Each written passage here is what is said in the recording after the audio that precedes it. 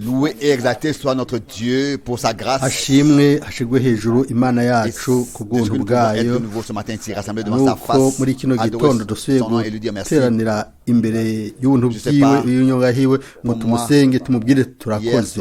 Sinzi kuri jewe ejo mw'ijoro ryari ijoro ryiza cane ryo kwirurwa no guhumurizwa ijambo ryo gukomeza Imana ishobore gusubira kuduha ijambo ryayo uno munsi kubw'icubahiro c'izina ryiwe n'ubwiza bwiwe. Imbere y'uko dusenga nagomba gusoma ijambo ubutumwa bwiza bwa Yohana, ijambo rizwi mu gice ca 15 umurongo wa mbere. Hano Imana umwami aravuga akatwereka ingene dutegereza kuza kw'ivyo bintu. Nimunyemerere mvuge yuko ivyo twumvise ejo mw'ijoro ingene tugomba kuba gahore muri Kristo, tukaguma turagahore muri we. Hano muri Yohana 15 ngo jewe ndi umuzabibu w'ukuri kandi data niwe nyenewe. Ishami ryose ryo muri jewe ritama arikuraho, kandi iryama ryose ararituturira ngo rirushirize kwama. Déjà vous êtes purs à cause de la parole que je vous ai annoncée. Nubu mwebwe mumaze kwezwa kubw'ijambo nababwiye. Nimugume muri jewe nanje ngume muri mwebwe. Mukuru kw'ishami ritabasha kwama ubwaryo ritagumye mu muzabibu, niko namwe mutabasha mutagumye muri jewe. Ni jewe umuzabibu, namwe muri amashami. Uguma muri jewe nanje nkaguma muri we, uwo niwe yama cane. Kuko ataco mubasha gukora mutafise. Umuntu ataguma muri jewe atabwa nk'uko ishami riterwa inyuma y'uruzabibu akuma, maze bakayaturukanya bakayaterera mu muriro agasha. Nimwaguma muri jewe amajambo yanje akaguma muri mwebwe, musabe ico mugomba cose kizobabera muri ivyo. Data arashimagizwa n'umwama cane, kandi mukaba abigishwa banje. Bikagaragara ko muri abigishwa banje mu kidagi. Nk'uko data yankunze niko nanje nabakunze. Nimugume mu rukundo rwanje, nimwitondera ivyagezwe vyanje muzoguma mu rukundo rwanje, nk'uko nanje nitondeye ivyagezwe vya data nkaguma mu rukundo rwiwe. Ivyo mbibabwiye kugira ngo umunezero wanje ube muri mwebwe, kandi n'umunezero wanyu wuzuzwe. Amen. Gushika hano rino jambo ryiza ry'igiciro cy'Imana.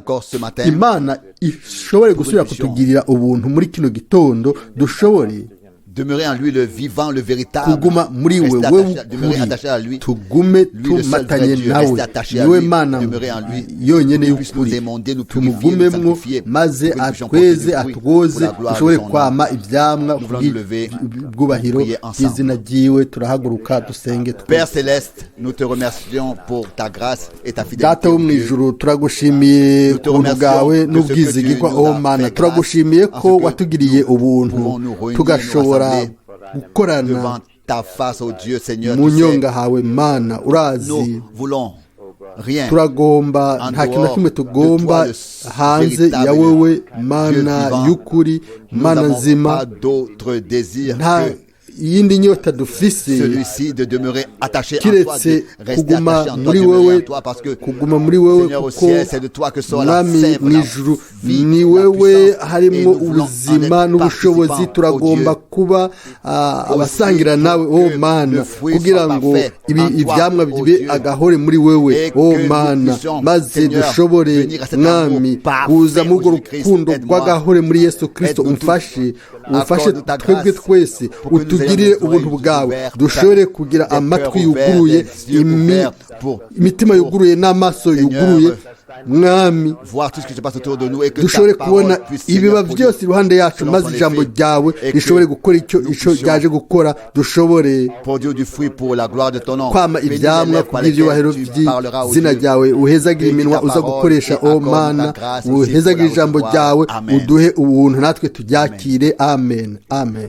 Père céleste, data wo mu ijuru nous venons devant ta sainte face, tuje mu nyonga hawe o mana touchés profondément dukozwe ko par ce cyane qui s'est passé.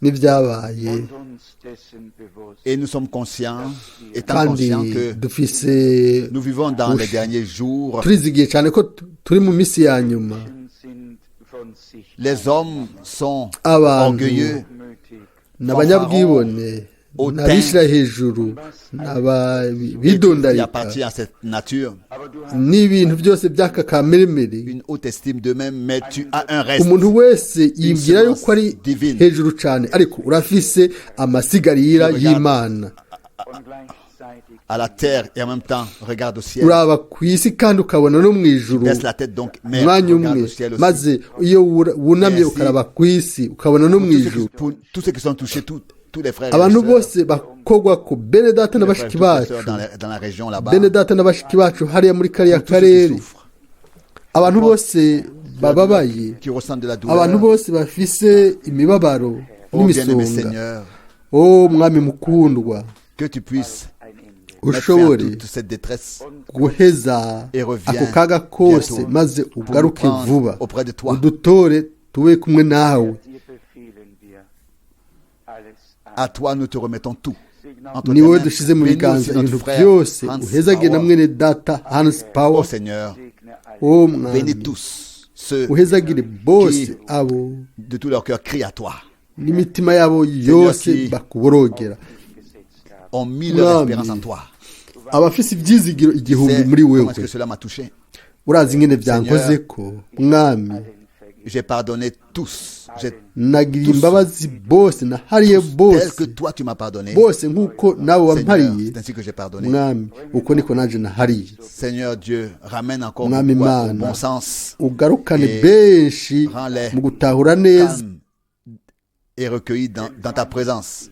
maze ubakire mu nyonga hawe Arrache-les de toute influence destructrice et ubashikure meurtrière mu et reçois bushukanyi bwose bw'ubwicanyi wakire ibyo ufitiye uburenganzira uze na muhemu wawe kuri et bo fais toutes choses bien. ukora ibintu byose neza uduhezagire Ce natwe matin muri kino gitondo et sois avec nous ube kumwe natwe par ta grâce. ku bw'ubuntu bwawe Dans le nom de Jésus. mu izina rya Amen. yesu amen Amen. Nous nous asseyons. turicara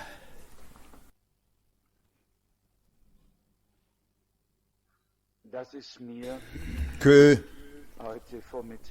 ce matin, muri kino gitondo je n'ai vraiment pas le désir de me tenir ici devant. Vous pouvez bien sinari vous imaginer mfise inyota yo guhagarara hano imbere murashobora C'est une grande kubyibaza muri différence. mwese ni itandukaniro rinini cyane entre quelqu'un qui peut être assis pendant une réunion et peut hagati écouter y'umuntu yo kwicara mu gikorane akumviriza et entre quelqu'un qui doit se tenir devant et prêcher n'ubundi et parler. ateza kuza imbere Et la responsabilité, justement, dans ce dernier temps, muri d'apporter la parole de Dieu, kino gihe cya nyuma hari ibango ryo gutwara ubutumwa qu'on doit bwiza dire bw'imana comme Paul. rikomeye cyane nk'uko umuntu ashobora kuvuga nka pawulo J'étais auprès de vous avec grande ati faiblesse, nabaye crainte et grande imbere communion, avec yanyu une kumwe grande namwe assurance. mfise Je vous intege nke mpinda agashyitsi ariko nari mfise ubushizi la parole de bw'amanga yuko nazanye ijambo ry'umwami Ce n'est pas quelque chose de facile. si ikintu coroshe Et comme Jacques écrit, nk'uko yakobo yandika qu'il n'y ait pas parmi vous un grand nombre de ngo personnes muri qui se mettent à mwebwe enseigner. ntihabe abantu benshi bihutira kwigisha Nous ne sommes pas ici ntituri hano juger, mais lors de kugira ngo duce quelles imanza occasions, ariko cela va très profond dans le nk'igihe cœur. nk'iki ibintu byinjira ibyina mu mutima Et qu'est-ce que je souhaiterais de plus? mbega ni ukwifuje iki Toutes les kirenze ko interprétations et les yuko explications, insobanuro les explications zose et tous les enseignements n'inyigisho zose zidahuje n'ibyanditswe byera de côté, zoshizwe abandonné, ku soit abandonné, ruhande et que le peuple de zigahebwa ubwoko Dieu bw'imana puisse se bugashobora rassembler devant le Seigneur. gukorana imbere y'umwami Personne avec son propre programme, atamuntu n'umwe afise avec ses façons de voir, gahunda ses enseignements, yiwe n'ukuntu abona ibintu by'ibyo yigisha Mais que chacun soit n'ibyiyumviro dans le byiwe programme de Dieu, ariko umwe dans wese l'enseignement de Dieu, aje muri gahunda y'imana dans la volonté aje mu de Dieu, nyigisho z'imana dans l'oral de aje mu Dieu, bugombe bw'imana dans l'église de yinjire Dieu, mu bwami bw'imana ari mu ishengero que ry'imana cette union divine ubwo bumwe une fois pour bw'imana rimwe burundu parmi nous. bube hagati yacu die Heilige Schrift verstehen. Tel que nous comprenons les Saintes Écritures, n'est-ce pas? nk'uko dutahura ibyanditswe À la fin, byera ego maze ku Une mpera église existera iyi shengero rizobaho sans ride, ritagira umugayo ritagira comme iminkanyari elle était au commencement. nk'uko ryari ku ntango bwari ubugingo bumwe yari umutima umwe bwari bwuzwe n'urukundo rw'imana urukundo rw'imana ruratwunga bamwe n'abandi hamwe Mais n'imana la parole que le frère Schmitt a dit, ariko ijambo mwene data Schmitt yadusomeye nanjye ryankoze ku mutima et je ne crois pas qu'il y a une parole plus terrible que ça sinzi yuko hari ijambo ryoba dans riteye ubwoba nk'iryo toutes les Saintes Écritures. mu byanditswe byera byose Peut-être que cela kumbure ibyo vous a un peu choqué, ce que je viens de dire. byoba kumbure bibabaje ibyo mbijije Mais je vais vous kuvuga lire le reka ndabasomera umurongo dont je veux parler. uwo ngomba kuvuga ko In mir bleibt. Le verset 6, si quelqu'un ne umurongo demeure pas wa en moi, il gatandatu est jeté dehors. umuntu nataguma muri jewe Comme le atabwa sarment nk'uko ishami qui sèche. riteregwa inyuma y'uruzabibu On le ramasse, akuma maze on le jette au bakayatororokanya bakayaterera Et il brûle. mu muriro agasha Eine Rebe Un sarment qui est Ishami dans le Seigneur, qui est riri mu dans le mwami cep. riri mu muzabibu Un étranger, pas quelqu'un qui est à l'extérieur. atari umuntu ari inyuma atari mauvaise herbe, umuntu mvamahanga pas atari quelque chose ibyatsi qui bibi ressemble atari au ikindi blé, kintu coba gisa Pas des gens n'ingano qui renient atari abantu l'existence de Dieu. bahakana Un sarment ko imana qui est sur ibaho le oya cep, qui est sur le ni cep. ishami riri mu muzabibu C'est ce que nous devons comprendre ici. ibyo ni byo tugomba L'importance, gutahura le hano sérieux. Vous pouvez encore ingene vous-même lire le bikomeye verset 2 avec le namwe verset 6. ni mwisomera umurongo wa kabiri n'umurongo wa Verset 1, gatandatu je suis le vrai cep et mon umurongo père wa mbere ngo jewe ndi umuzabibu w'ukuri kandi data ni tout wenyine sarment qui est en moi. ishami ryose Qui ryo est muri en moi. jewe Mais riri il ne muri porte pas de jewe fruit, il le retranche. ariko ritama arikuraho Tout sarment qui est en moi. ishami ryose riri muri Sur le jewe cep. ku Pas de muzabibu rejetons sauvages. Un sarment. atari ibijabija oya ishami ryo mu muzabibu Mais s'il ne porte pas de fruits divins, ariko ritamye ibyamwa by'imana ritamye ibyamwa by'imana baraca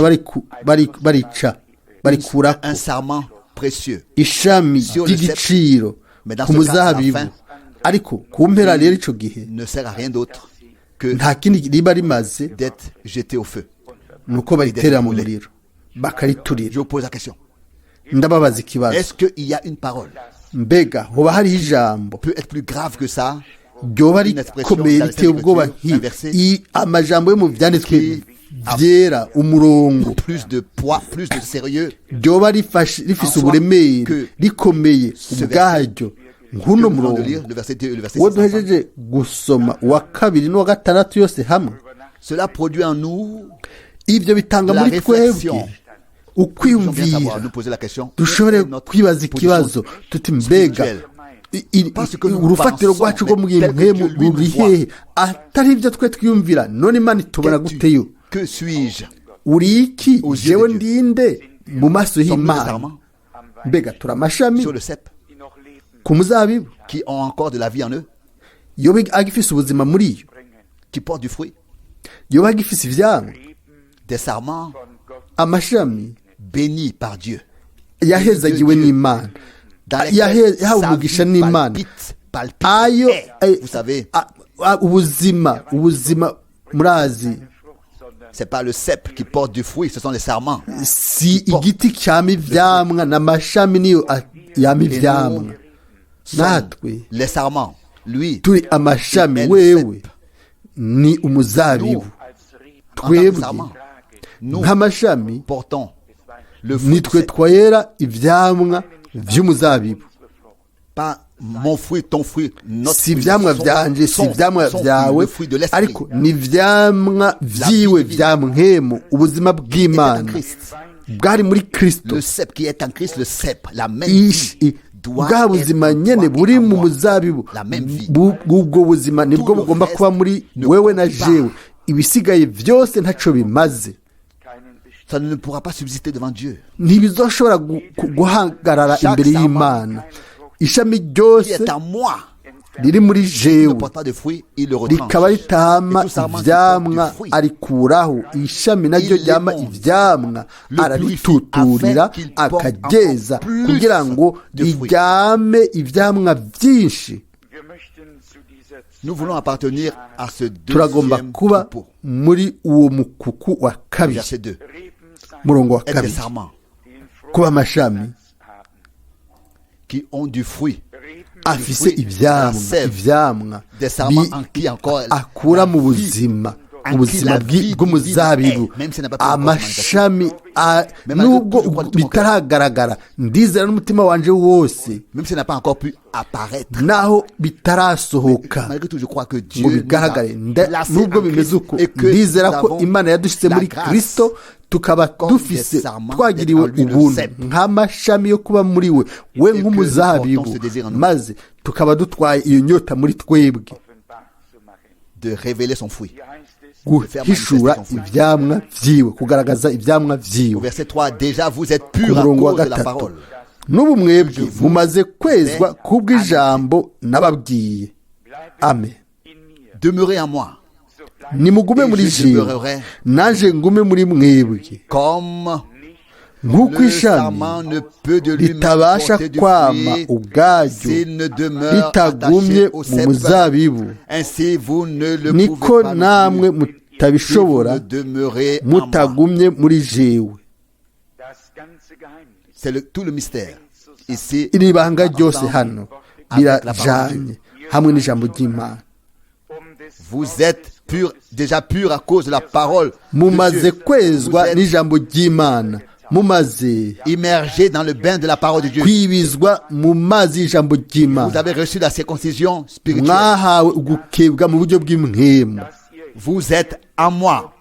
Muri muri jewe. Verset 16, je vous ai choisi Umurongo wa cumi na et je vous ai gatandatu, établi afin que vous alliez et que vous portiez du fruit nabahisemwo et que votre fruit n'abacaguye demeure. ndabashiraho kugira mwame ivyamwa maze bigumeho. Ahasi ubumenyi Ce que Dieu s'est proposé de faire. nivyo Imana yigeneye gukora hamwe n'ishingiro.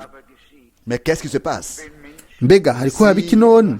Bad des Wortes gereinigt worden. Des gens sont purifiés dans le bain de la parole de Dieu. Nimba c'est-à-dire dans la abantu parole bejejwe que Dieu nous a n'ijambo annoncé, nous a ry'Imana, révélé. iryo Imana yaduhaye kandi dutangariza mu buryo butomoye bw'ukuri, yararihishuye mu buryo ils repartent et se souillent encore.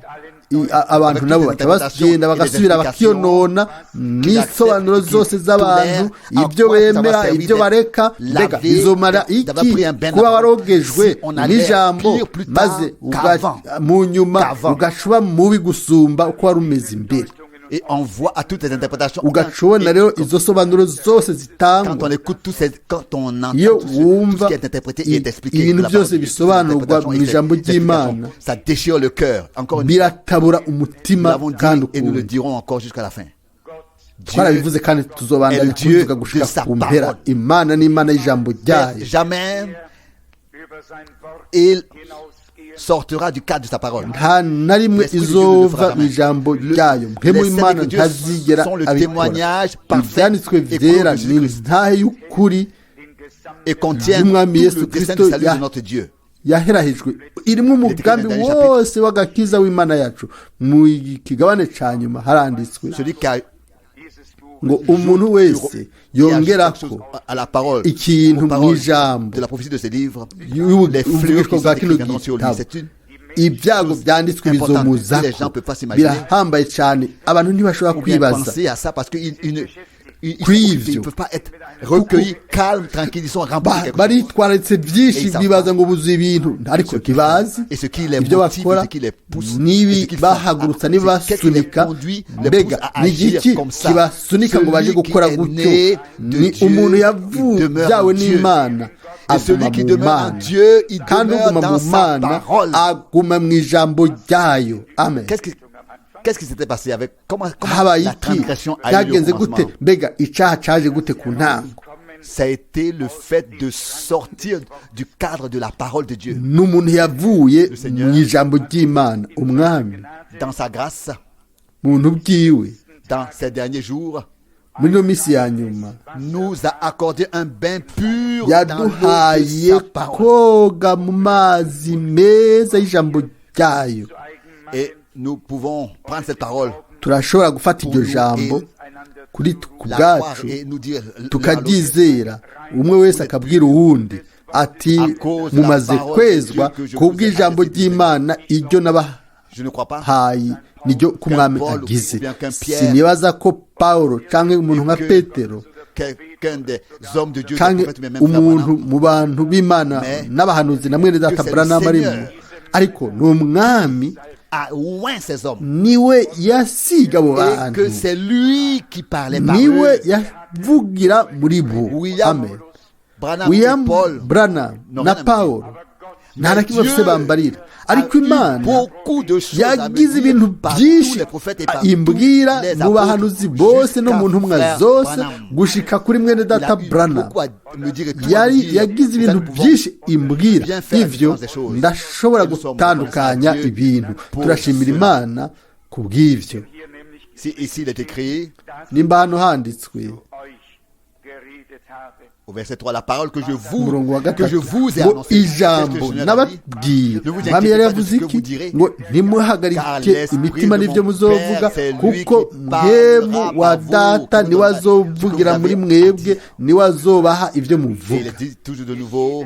Ukundi gushaka avugwa muri kimwe mu byandikiwe ishengero, mufise amatwi yo kumva niyumva ico mpemu abwira ishengero, atari ibyo mwene data abwira undi mwene data. Ariko aho Imana iriko iravuga, aho niho dufise ijambo ry'Imana.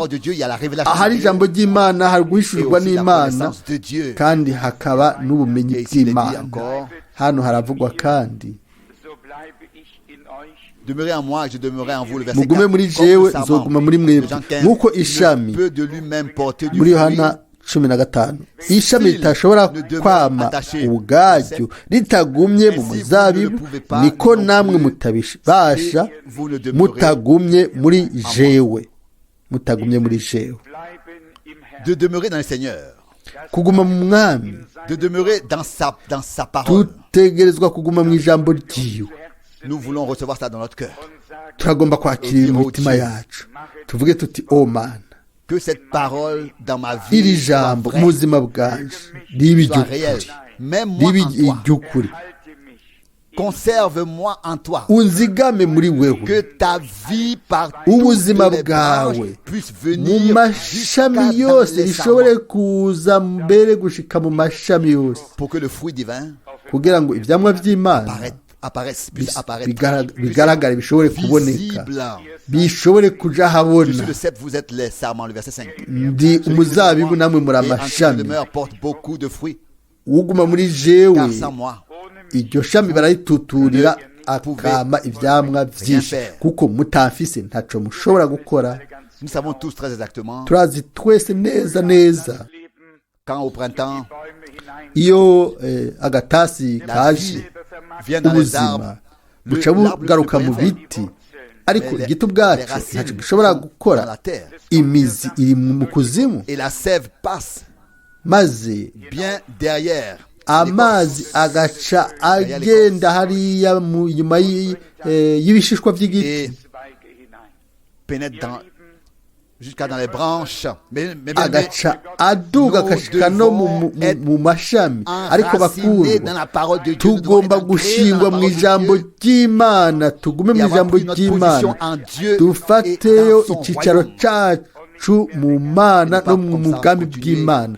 Ntitubandanye gutyo gusa ngo duhungabanywe n'imiyaga yose y'inyigisho z'ibinyoma, uno munsi ngaha ejo hariya, ariko dushingwe neza neza, dushingwe mu mwami, dushikame, tugire urufatiro rutanyeganyizwa mu mwami, kugira ngo ubuzima buze buvuye mu mizi. Kristo est le rejeton de David, l'étoile du matin. Kristo niwe gashitsi c'umunago wa Dawidi, niwe kinyenyeri co mu gituruturu. Twebwe turi amashami kuri we, turazi yuko atigera yuma, ntigera yuma, ariko abantu bose abaguma muri we bose kundi gusha yama abaha itoto ry'ubuzima, maze kubw'ubuzima bwiwe akadushoboza gutwara ivyamwa. Amen. Umurongo wa 6, umuntu nataguma muri jewe atabwa nk'uko ishami riterwa inyuma y'uruzabibu akuma, maze bakayatororokanya bakayaterera mu muriro agasha. Nimutaguma muri jewe, kuba yaragumye yabaye muri we ariko ntagume muri we, aho rero baca bagaterera aho rikuma, hanyuma bagashira mu muriro. Vyoba vyamaze iki kuba rimwe warigeze kuba uri muri we warizeye?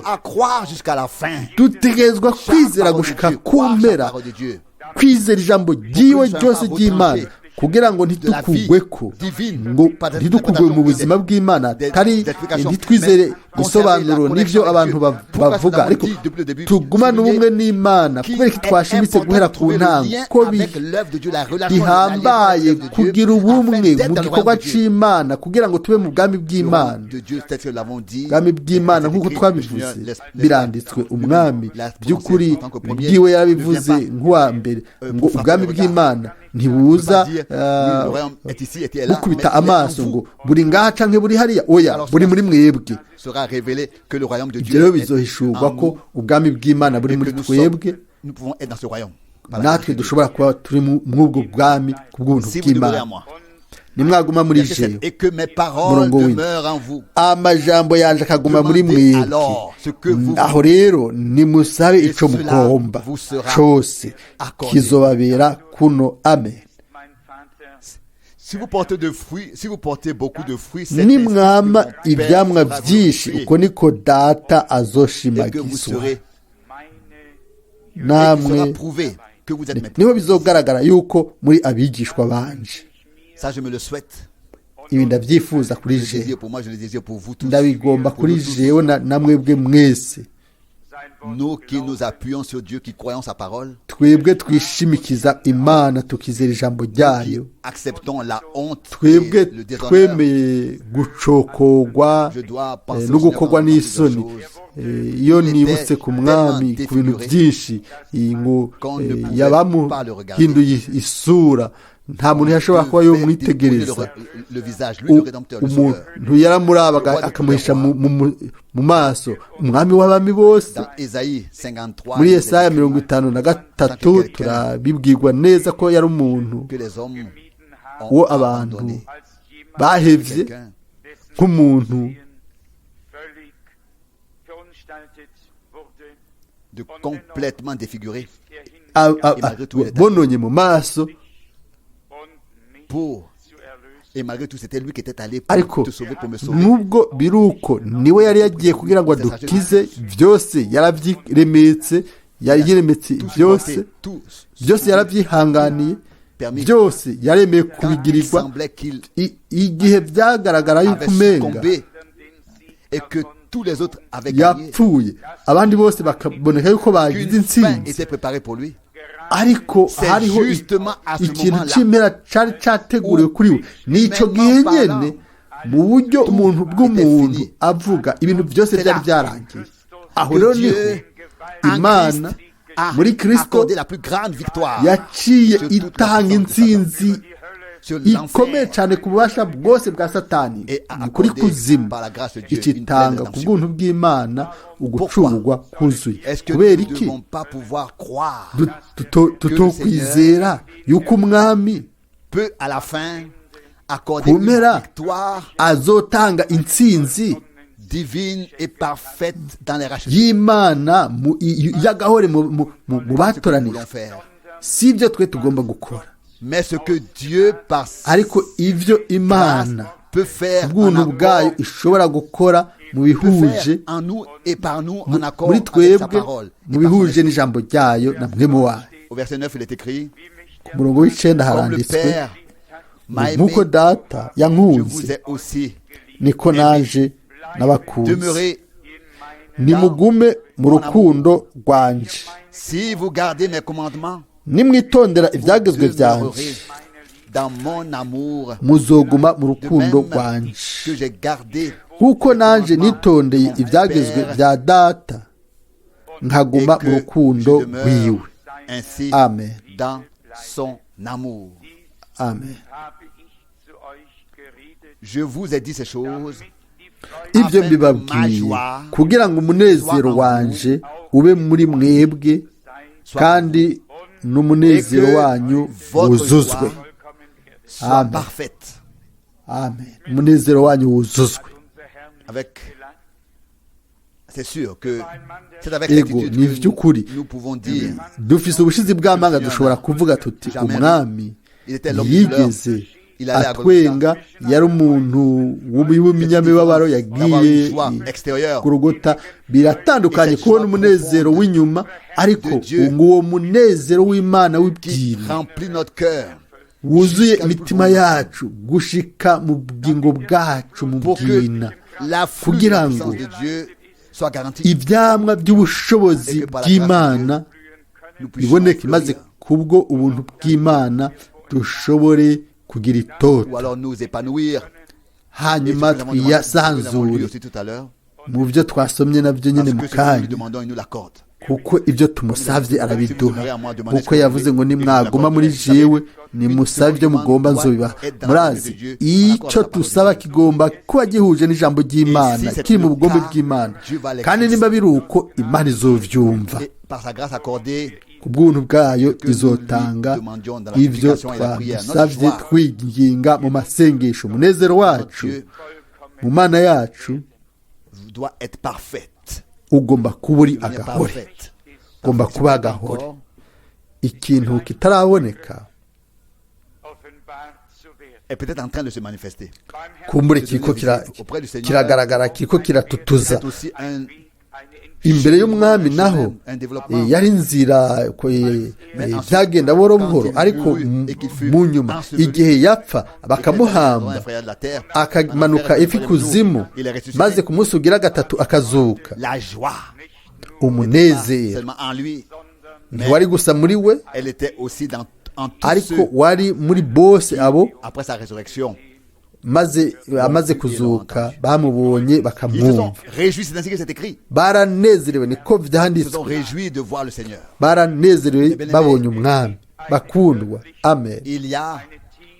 Hariho umunezero w'Imana wo mu bwina bw'umutima uwo ata muntu ashobora kutwaka. Uwo munezero ntuvana n'ubuzima canke n'urupfu, ntuvana n'ibihe, twawuhawe n'Imana, uva ku Mana, n'umunezero mu mwami. Amen. Nizo nkomezi zacu. Nagomba kugaruka ku Efeso igice ca mbere, tubandanye gato gusoma aho twagejeje ejo, tubandanye hano. Haravuzwe guhera ku murongo w'icenda, turamaze kubisoma. Itwatiye ibanga ry'ivyigomba nk'uko vyayihimbaye, ibigabiye kera muri yo, ibigabiye kera muri yo, ibigabiye kera muri yo. Dès que, en allemand, dès que les temps eurent atteint la pleine mesure by'ingene izogenza byose igihe gikwiye gishitse en Christ, gukoranya byose muri Kristo, ibiri mu ijuru n'ibiri ku isi, qui sont sur la terre. ibiri mu ijuru n'ibiri ku isi. En lui, nous sommes aussi devenus héritiers. kuba muri ubu kwaduhesheje gucika ishamvu yayo, Possession promise mu du salut, kidahagi ngo twabaye abasangiye nawe kubwo isezerano suivant ry'agakiza le plan de celui qui opère twashyiriweho toutes choses d'après kera, son veille, kuko iyo yabigabiye ikora byose nk'uko imigabo yo mu mutima wayo iri, kuzoba abo guhesha icubahiro qui d'avance ubwiza bwayo twebwe abizigiye Kristo kera. Amen. en lui, vous aussi, après avoir muri we namwe mumaze kumva ijambo ry'ukuri, l'évangile niryo butumwa bwiza bw'agakiza kanyu, et après avoir cru, mumaze no kumwizera, vous avez été niho scellés mwashyiriweho du kw'ikimenyetso qui avait nico été mpemu promis, yera lequel yasezeranye, est un gage de niwe ngwate y'umwandu tuzohabwa kugira ngo abo Imana yarose ibacungure pour la rédemption de l'Église qui s'est acquise pour célébrer sa gloire en ngo allemand. ubwiza bwayo bushimwe. Cette parole doit aussi toucher notre cœur. Iri jambo naryo rigomba gukora ku mitima yacu, si ukuba twarizeye gusa, Comme ariko Frère Branham, uko mwene data Branham prédication le dit, mu butumwa bwiza bivuga, que Dieu Imana donne la réponse aux croyants. itange inyishu ku bizeye, Et que ce n'est pas seulement une onction ntibibe gusa qui nous ugusigwa rend capable de faire quelque chose ridushoboza gukora ikintu mais runaka mu buryo bw'impwemu, que ariko c'est un sceau, ça pourrait être un sceau kibe de Dieu. ikimenyetso Un c'Imana, scellement ugushirwa kw'ikimenyetso du hamwe na Saint-Esprit. ca C'est mpwemu la plus yera, grande, c'est la grande différence. ni itandukaniro n'est-ce pas, rinini cyane. Nous Yego, voyons particulièrement dans ce temps turabona muri kino des gihe millions mu buryo budasanzwe amamiliyoni arishimagisa d'avoir reçu l'Esprit de Dieu ngo barose mpwemu et w'Imana, d'être loin du Saint-Esprit. bagasigwa na mpwemu La yera. question Ariko est ikibazo justifiée. Qui a été scellé? niki, ninde yashizwe ku kimenyetso, ninde A reçu en lui la parole de Dieu en tant que yakiriye muri we vérité ijambo pure ry'Imana et n'a rien nk'ukuri ajouté à cette vérité de la parole de Dieu. Car aussi vrai que la kutanduye parole de atongeye Dieu ko est venue ego de l'Esprit kuko de Dieu, ijambo c'est ry'Imana ainsi que ryazanywe na l'Esprit mpwemu de Dieu w'Imana, vient uko aussi niko en mpwemu eux, w'Imana en ceux naryo qui riba muri demeurent, abo en ceux qui bose reçoivent la parole de Dieu rikaguma dans mu leur bantu cœur. bakira ijambo ry'Imana mu Et mitima le yabo. prophète Ésaïe dit Umuhanuzi la Yesaya parole aravuga ngo ijambo est scellée ensuite dans le ryashyizweho cœur des disciples. ikimenyetso mu Il s'agit de la mitima parole. y'abigishwa. Isaïe 8, kuvuga ni verset ijambo 16. Yesaya Il s'agit de la parole. 8:10 na Qui doit être en 6. toi et en moi. Ni Dans ton ijambo cœur, dans rigomba mon kuba cœur. muri wewe Pas no muri jewe, seulement mu autour de mutima toi wawe et no mu autour de mutima moi. wanje, atari iruhande yawe n'iruhande yanje. Une onction Oya, qui peut venir sur byo toi. bari gusa ugusigwa Comme elle est koza venue déjà sur ku muntu uwo ari we wese nk'uko Et qui byaje kuri viendra benshi, encore beaucoup. kandi Mais rikazoza kuri benshi. si la parole de Ariko Dieu nimba ijambo ry'Imana qui est venue de l'Esprit de Dieu ryaje rizanywe na et qui a été mpwemu révélée w'Imana, par rikaba l'Esprit de Dieu, ryahishuwe na si cette mpwemu parole de w'Imana, Dieu-là nimba iryo jambo nyene est plantée dans ton cœur et dans mon cœur, Rya- toute la place. bibwiye mu mutima wawe l'Esprit de rikabona ikibanza, aho rero muhemu w'Imana aza kuri wowe no kuri jewe, kubwo ijambo ry'ukuri twakiriye mu mitima yacu aza muri twebwe ngo arishyireko ikimenyetso. Ubwo nibwo bumwe, nibwo bufatane n'Imana. Icyo nicyo kidodo c'Imana. Comme déjà Atari dit, uko c'est seulement nk'uko une onction. twabivuze, uba ari ugusigwa Alors, à gusa, la fin, elle servira ku à rien. mpera nta na kimwe Alors, on peut- bizofasha.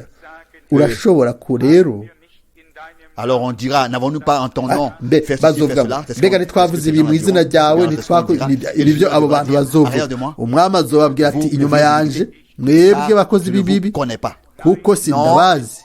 Oya, Il s'agit de plus.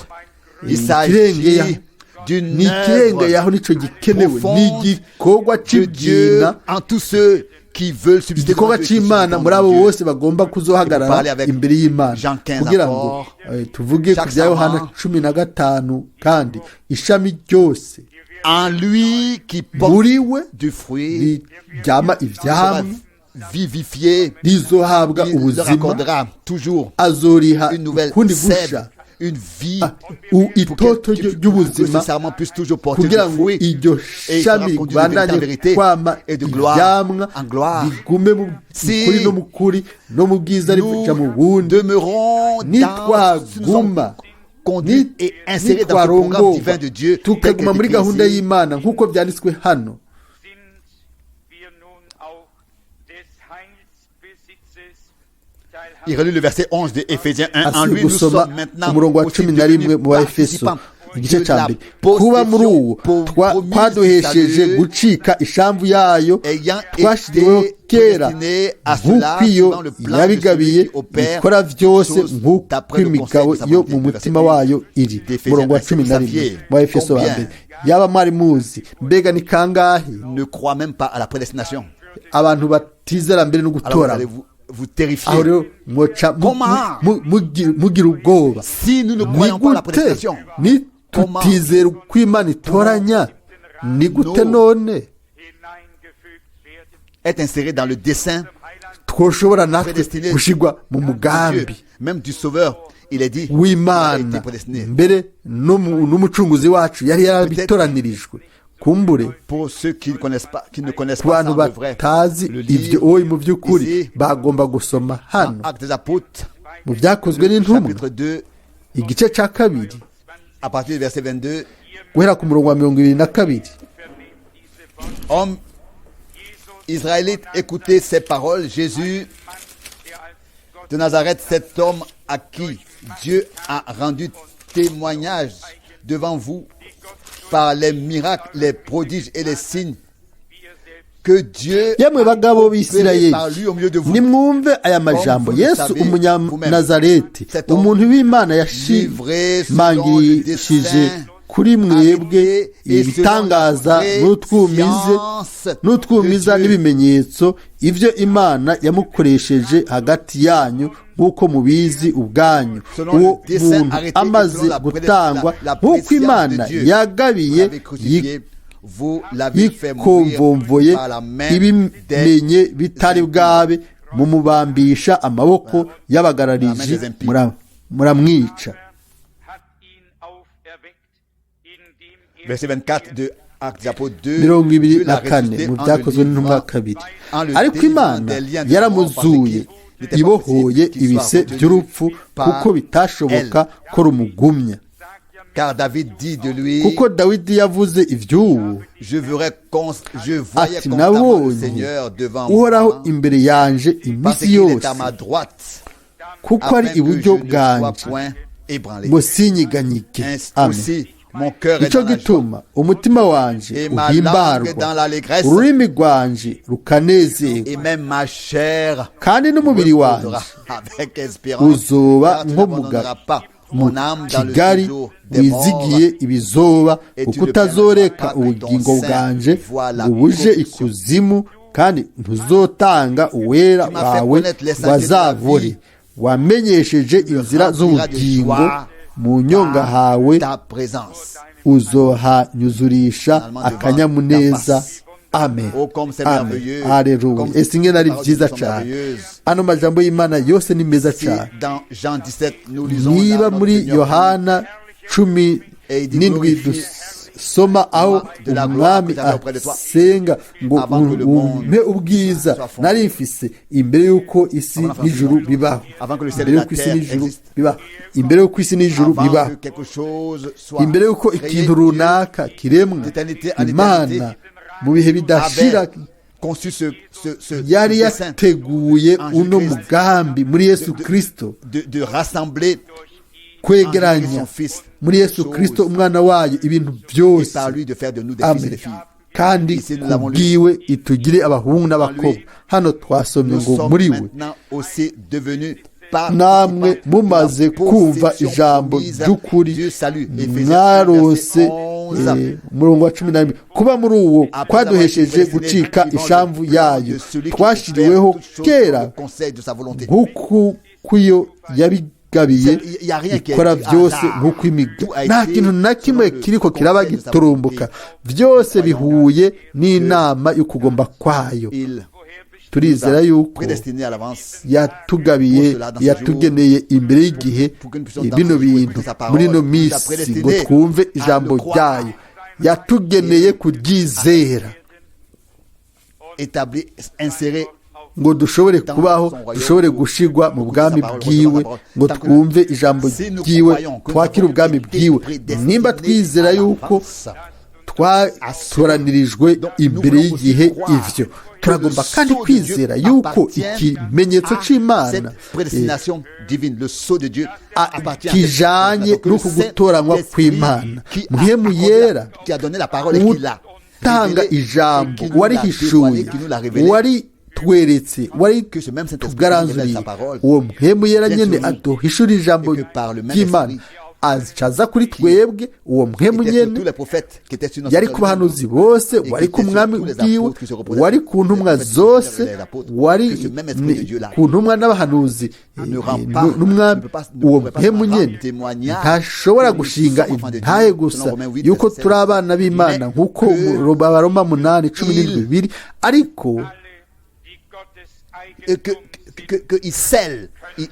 arashira ikimenyetso, acashira ikimenyetso abantu bose babaye abana b'Imana. Mwene data Branham yavuze kuri ibi, yagerageje kuzana kugereranya ingene bashirako ikimenyetso imbere yuko ibintu byose babigenzura bakabona ko bimeze neza, maze umugenduzi akaza akaraba ati byose birameze neza, ikintu cyose kiri mu kibanza cacu. Aho rero acavuga ati shirako igufuri imbere yaho, nta muntu ashobora kugira ngo yugurure kiretse ico uwo muzigo ushitse aho wagenewe.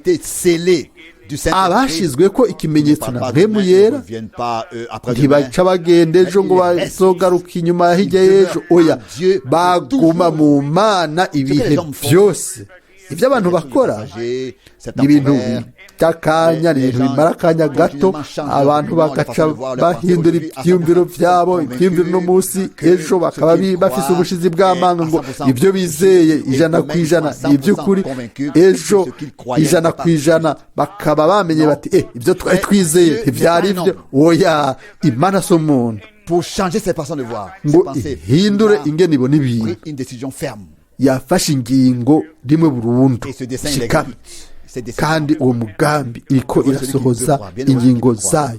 Harahiriwe uwashobora kwizera ko yagenewe ivyo imbere y'uko isi n'ijuru bibaho.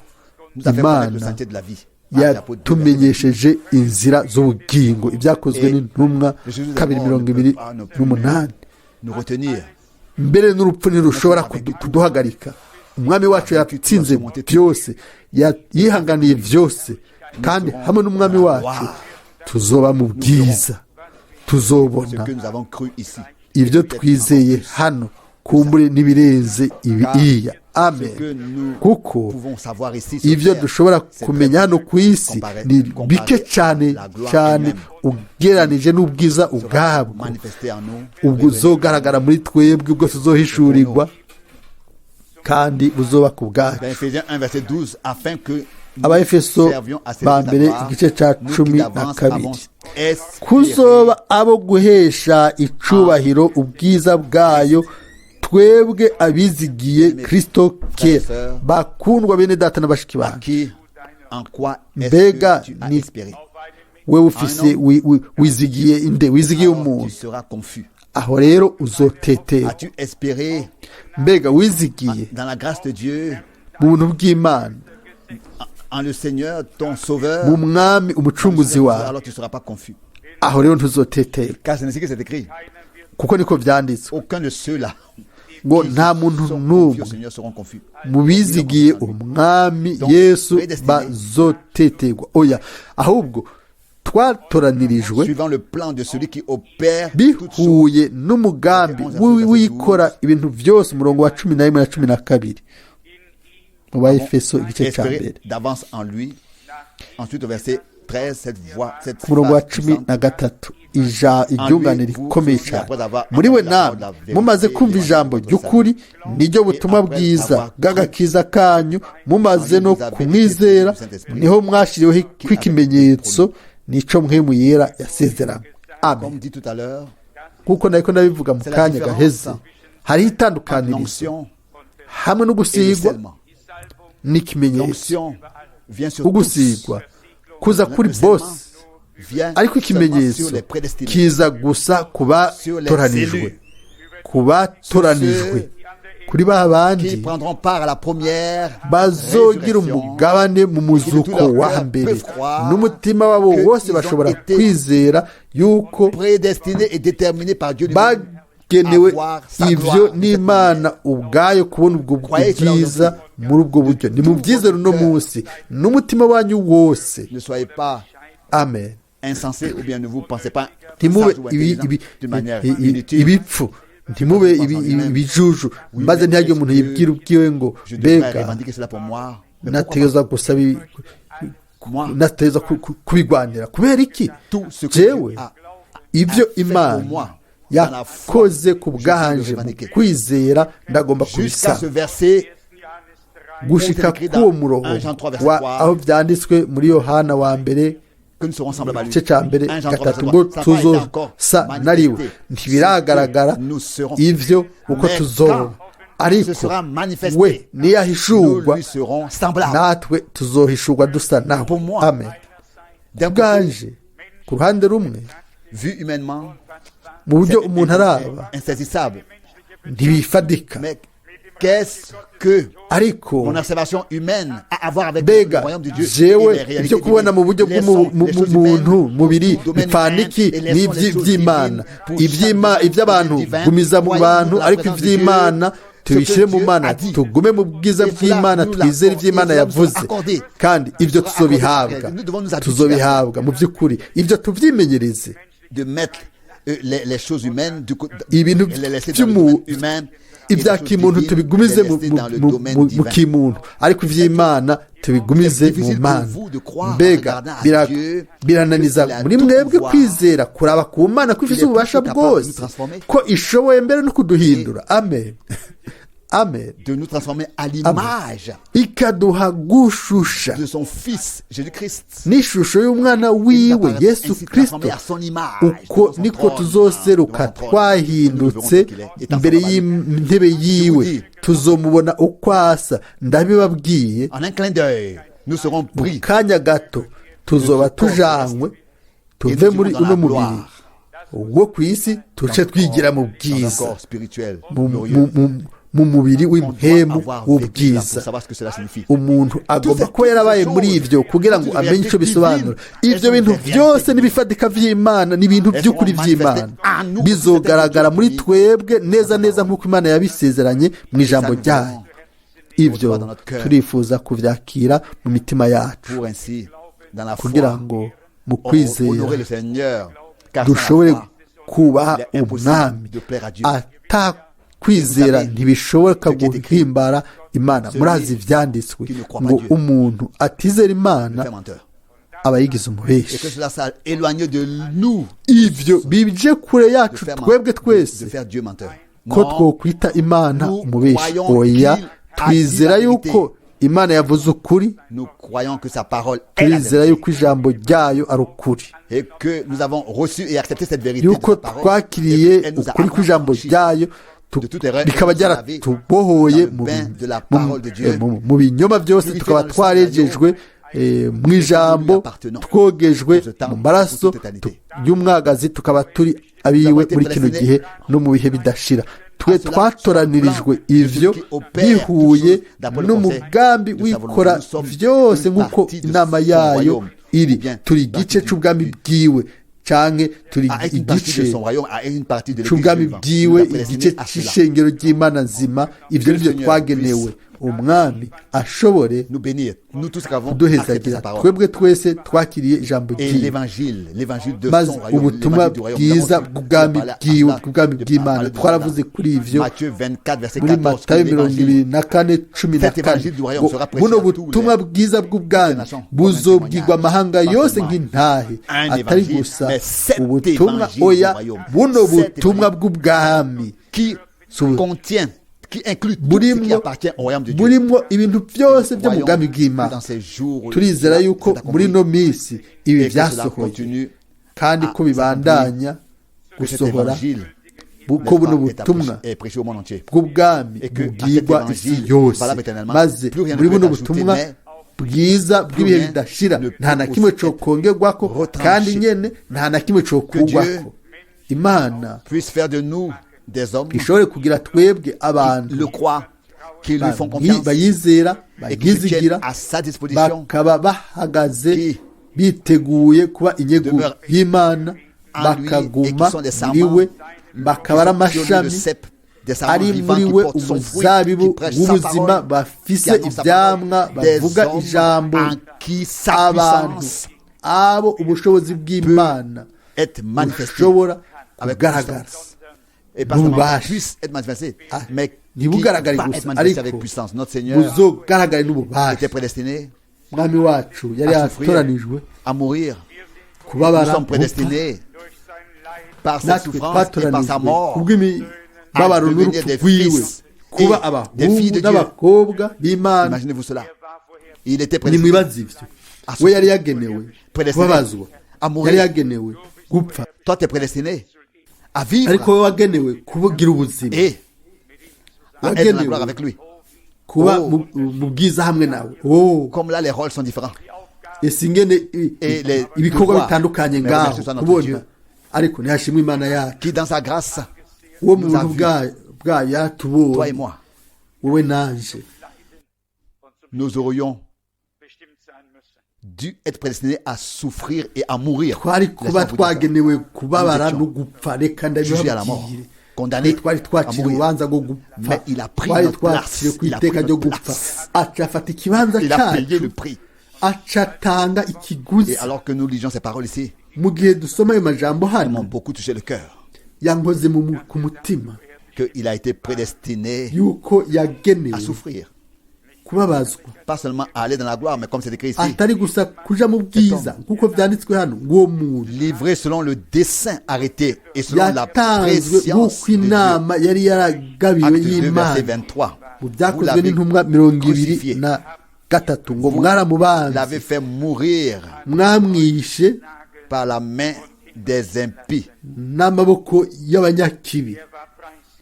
Il fut arrêté, yarafashwe, il a été livré, yaratanzwe, à mourir, à souffrir. yari yagenewe gupfa no kubabara. Ibyo byose byabaye bihuye n'umugambi w'Imana, kubw'intumbero y'Imana ikomeye, kugira ngo wowe nanje ducungugwe. Mbere yaramanutse no gushika ibwina epfo mu kuzimu, kugira ngo wowe nanje dushobore kuja mu ijuru. Imana yaramuzuye, en le délivrant des liens de la mort, imubohoye mu ngoyi z'urupfu, kuko bitashoboka yuko urupfu rumugumye. Il a dit, yaravuze, je suis le chemin, la vérité et la vie. Comment est-ce que la vie pouvait être retenue par la mort? La vie a la mort. Où est-on? L'aiguillon en fer. Merci soit Dieu. Gloire à Dieu qui nous a accordé la victoire. Notre Seigneur. Ce sont des réalités divines. Nous sommes sauvés. La mort a été vaincue. L'enfer a été vaincu. Nous avons été déterminés, prédestinés à être des fils et des filles de Dieu. Et cela pour toujours, pour toute éternité. Aussi, cela m'a touché beaucoup. Ivyo navyo byankozeko cyane, byanyuzuye mu mutima. Verset 27, car tu n'abandonneras pas mon âme dans le kuko séjour des morts. Utazorekera ubugingo bwanje ukazonyuzuza umunezero mu nyonga hawe, wamenyesheje inzira z'ubugingo. Haleluya. Byakozwe n'umwaka wa 2028. Les sentiers de la vie. Mu gishingo c'urupfu wamenyesheje inzira z'ubugingo. Bakundwa, nk'uko Paulo yavuze, si niba nous mourons avec lui, nous régnons avec lui aussi. Nitwapfana nawe tuzoganzanya nawe. Nous devons dans la mort reconnaître que c'est dutegerezwa dans la kumenya mort ko ari mu rupfu il nous a fait connaître le niho sentier de la vie. tumenyeshwa inzira z'ubuzima. C'est par la mort que nous Ni mu reconnaissons rupfu que nous niho sommes tumenya yuko placés sur le chemin de la vie. twashyizwe ku Que nzira Dieu le Seigneur imana umwami puisse bénir ishobore toutes guhezagira ces paroles précieuses aya en majambo nous et les yose placer dans notre cœur, y'igiciro les mettre dans muri le cœur. twebwe iyashyire mu Que mutima nous kugira soyons, ngo lui avec nous et nous avec lui, nous soyons tube kumwe enracinés, nawe we abe muri twebwe que nous natwe devenions tube un muri avec we lui et que la parole tugire imizi de Dieu maze puisse devenir une ijambo partie ry'imana ferme de rishobore nous-mêmes. kuba de notre vie, de cela pour ntakuka toujours. mu buzima bwacu Nous ibihe avons été byose prédestinés à cela. twagenewe Car ivyo si mes paroles demeurent en vous et ngo ni que amajambo yanjye vous niyaguma muri demeurez en mwe moi, mukaguma muri jewe enfants de Dieu, bakundwa bana le peuple b'imana du Seigneur a ubwoko été bw'imana prédestiné, déterminé bwagenewe à ce que la parole de Dieu bwaragenewe demeure en nous. ko ijambo ry'imana riguma muri twebwe ivyo nivyo twashyiriweho nk'uko twabivuze ejo mu ijoro abantu bose bari mu bwami bw'imana Ils ont été dans le royaume de Dieu parce que la bagiye mu parole de Dieu bwami qui se tenait kuko ijambo ry'imana portait la parole de Dieu qui ryari était en riri muri relation bo avec le royaume de Dieu. bari bafise ijambo ry'imana rifitaniye ubumwe n'ubwami bw'imana mbega muri yohana twari kuvyumva iyo ataba yagenewe ko ijambo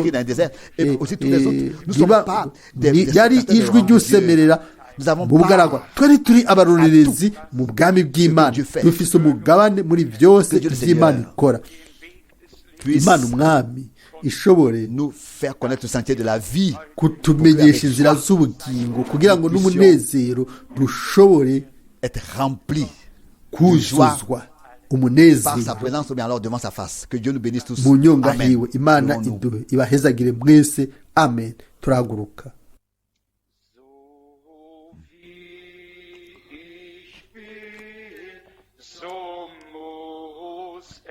Tel que je suis sans rien de moi.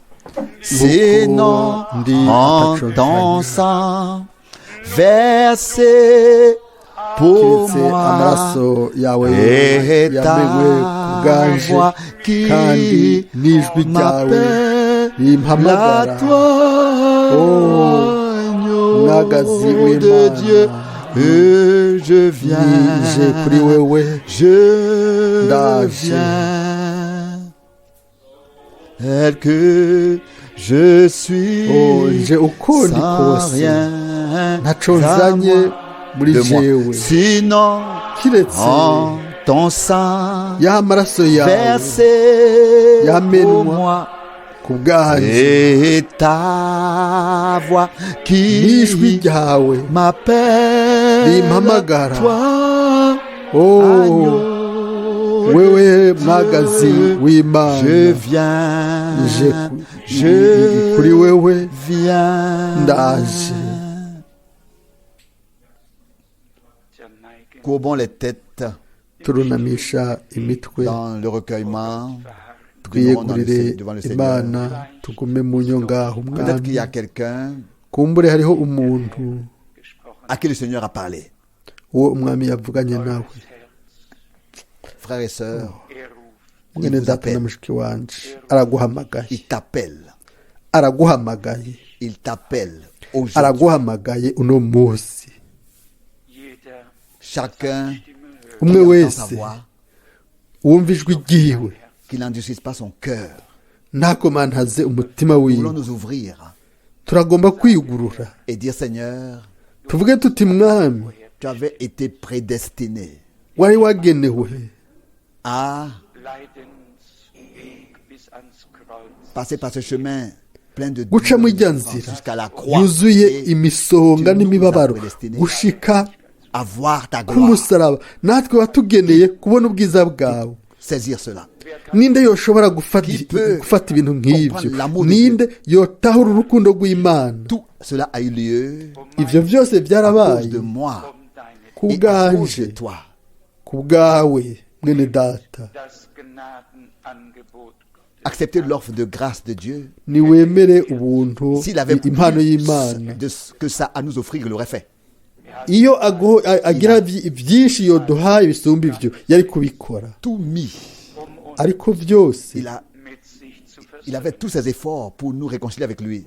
yagize inkomezi nyinshi cyane ngo yiyuzuze natwe yakoze ibishoboka byose kugira ngo aducire inzira yo kugaruka kuri we tuzoje mu bwiza yarabikoze ariko ubu rero umwe wese agomba guca muri iyo nzira we yaraciye inzira ariko twebwe natwe tugomba kuyicamwo uno munsi araduhamagaye rero mu gihe twunamisha imitwe mu masengesho ndaza kubaza mbega hari umuntu ari hano qui veut consacrer sa vie à Dieu. agomba kwegurira ubugingo bwiwe imana Là où vous êtes. duza ikiganza aho uri murakoze murakoze Y a-t-il encore quelqu'un? Merci. uba hariho uwundi muntu yego urakoze Que le Seigneur vous bénisse. umwami abahezagiye Père Céleste, data wo mu ijuru nous venons dans ta présence tuje mu nyonga hawe en tant qu'un peuple nk'ubwoko dans les besoins.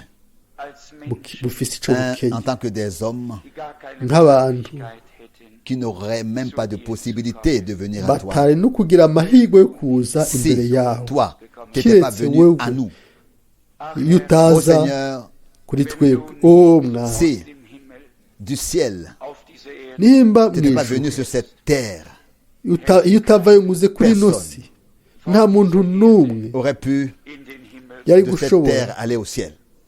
kuva kuri ino si ngo aje mu Ô ijuru Dieu fidèle, vrema o mana yizigiwe au milieu de la mort, dans la mort, mu rupfu le hagati chemin de la vie y'urupfu nous a été fait connaître. Le niho sentier de la vie, je te remercie twamenyeshejwe pour cela. inzira y'ubugingo Oh, ndagushimiye grand ku Dieu, bw'ibyo comme o l'écrit. mana Si nous nkuru mourons avec toi, ô grand handitswe Dieu, ngo nitwapfana comme tu es nawe merveilleux. o mana Oh, nkure singende uri imana y'igitangaza chemin de Dieu, voix de Dieu, o nzira Oh, z'imana amour de Dieu, si grand, si o profond. majwi y'imana o urukundo Ancien et rw'imana tout nouveau. rw'igitangaza ukundi kose gusha Seigneur, sauve ceux qui sont perdus, mwana guéris ceux qui sont ukize malades. abazimiye ukize Guéris ceux qui sont abagwaye liés. ubohore ababoshwe Confirme ta parole usoze ijambo ryawe nk'ukuri et par muri nous. twebwe ku bwacu Nous te remettons tous ceux turagushize mu qui ont biganza levé byose leurs mains abo bose vers toi. badugije ibiganza babidugiriza Tu sais wewe ce qui les touche. urazi ibibakoraho Aussi ceux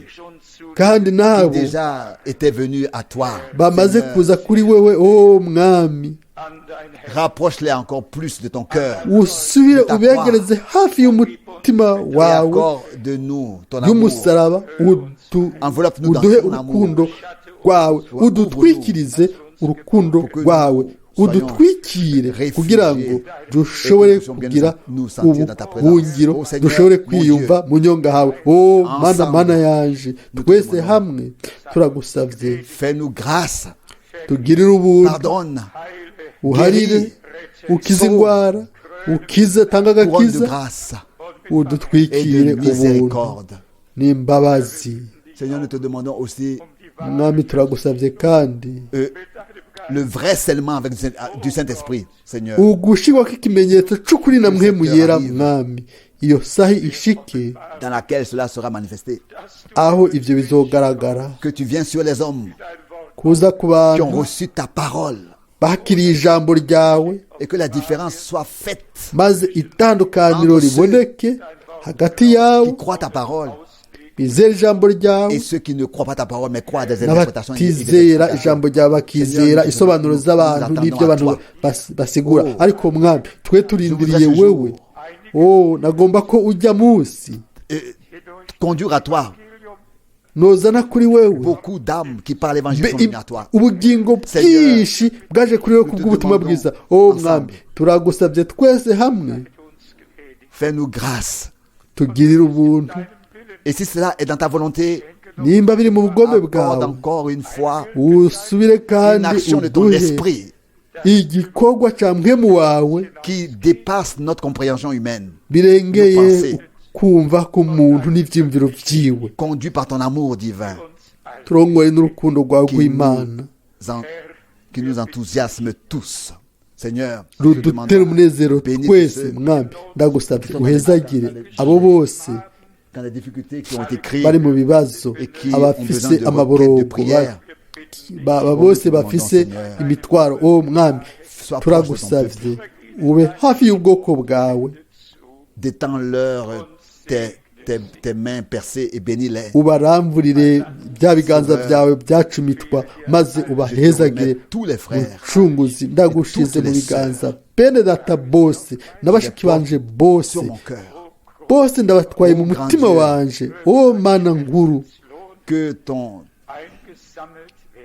que le salaire de tes souffrances soit umusaruro w'imibabaro yawe yegeranywe, maze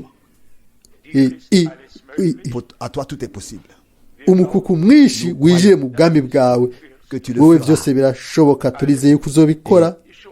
Tous ceux qui Kandi t'appartiennent déjà, abo bose bamaze kuba bawe puisse les conserver ushobore en tant kubazigama que des sarments en toi. Le nk'amashami yo muri wowe muzabibu. O Mana, purifie, weze émonde, pour que nous puissions porter ututure des fruits. kugira ngo dushobore kwama ivyamwa byinshi. wo mwami ntudukureho, ariko twuzure mpemu yera, uduhe ubuzima, utwuzuze ubuzima bwawe, Sois en nous.